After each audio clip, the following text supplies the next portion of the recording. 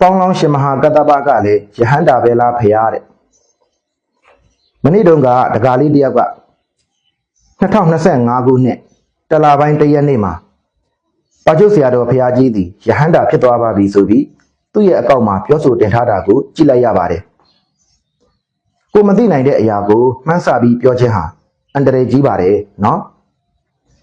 ပုထုဇဉ်တယောက်အနေနဲ့ယဟန္တာဟုတ်မဟုတ်အရိယာဟုတ်မဟုတ်ဆိုတာကိုသိဖို့မဆိုထားနဲ့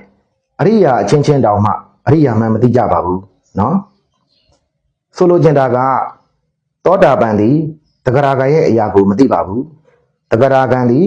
အနာဂံရဲ့အရာကိုမသိပါဘူးအနာဂံသည်ယဟန္တာရဲ့အရာကိုမသိပါဘူးယဟန္တာကသာလျှင်အနာဂံရဲ့အရာကိုသိပါတယ်အနာဂံကသာလျှင်တဂရဂံရဲ့အရာကိုသိပါတယ်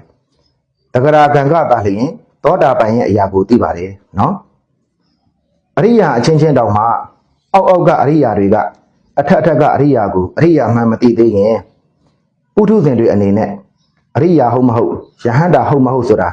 သိမှာမဟုတ်ပါဘူးနော်ဥစဉ်လေပုထုဇဉ်တယောက်ဖြစ်တဲ့အတွက်